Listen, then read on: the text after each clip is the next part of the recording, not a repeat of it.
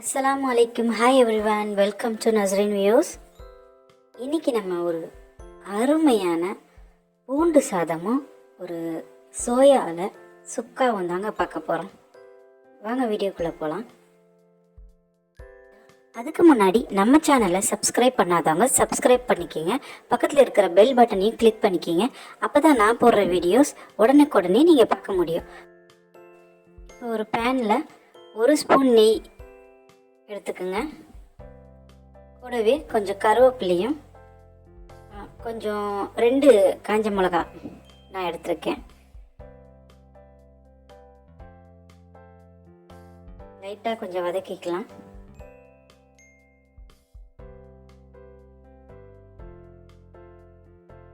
பூண்டு நல்லா பொடி பொடியாக இந்த மாதிரி சின்ன சின்னதாக நான் கட் பண்ணி வச்சுருக்கேன்.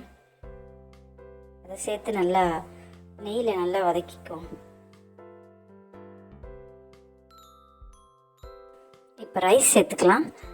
நான் இன்றைக்கி பாஸ்மதி ரைஸில் செய்கிறேன். உங்ககிட்ட என்ன நீங்கள் வீட்டில் நார்மலாக எது செய்கிறீங்களோ அதை நம்ம சேர்த்துக்கலாம்.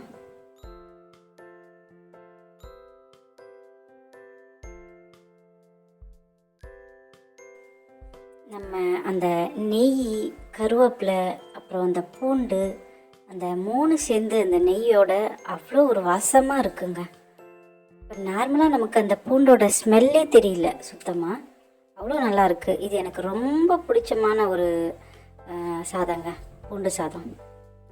கண்டிப்பாக இதை நீங்கள் ட்ரை பண்ணி பாருங்கள். பூண்டு சாதம் ரெடி ஆகிடுச்சு.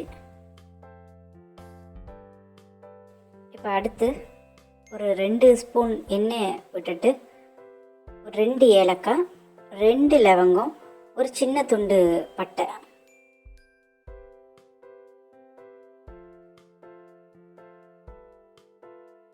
ஒரு பெரிய வெங்காயத்தை கட் பண்ணி இந்த மாதிரி பொடி பொடியாக கட் பண்ணி போடுங்க.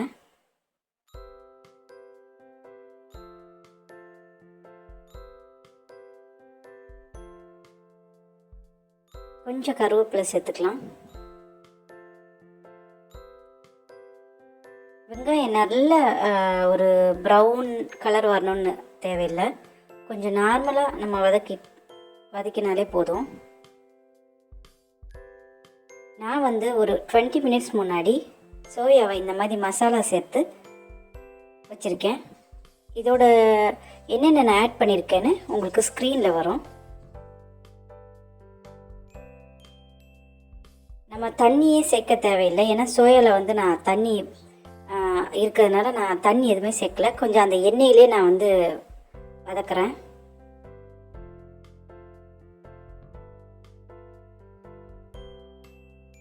இது நல்லா கொஞ்சம் டீப் ஃப்ரை பண்ண போகிறதுனால தண்ணி ஊற்ற வேணாம், எண்ணெயிலே நம்ம பண்ணிக்கலாம்.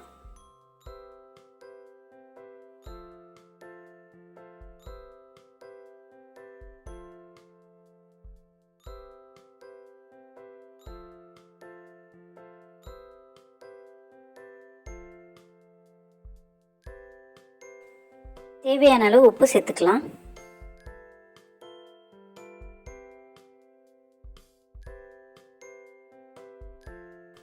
நல்லா கொஞ்சம் ட்ரையாக வர மாதிரி நம்ம செஞ்சுக்கலாம். அப்போ தான் அந்த சுக்கா நல்லா ட்ரையாக நமக்கு இருக்கும், நல்லாயிருக்கும் சாப்பிட்றதுக்கும்.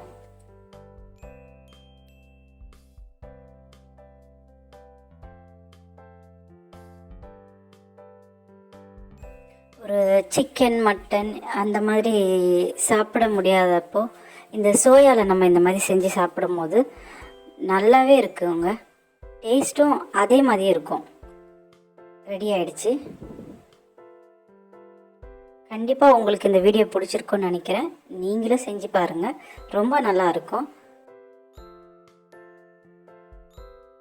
இந்த சோயா சுக்காவை ஒரு சாம்பார், ரசம், அப்புறம் இந்த மாதிரி சாதத்துக்கெலாம் வச்சு சாப்பிடும்போது நல்லா இருக்குங்க. இன்றைக்கி நான் இந்த பூண்டு சாதத்துக்கு இதை செஞ்சுருக்கேன். ரொம்ப அருமையாக இருக்குது, ரொம்ப சுவையாகவும் இருக்குது. என்னோட இந்த வீடியோ உங்களுக்கு பிடிச்சிருக்குன்னு நான் நினைக்கிறேன். அடுத்து ஒரு இன்ட்ரெஸ்டிங்கான வீடியோவில் நான் உங்களை சந்திக்கிறேன். பாய்.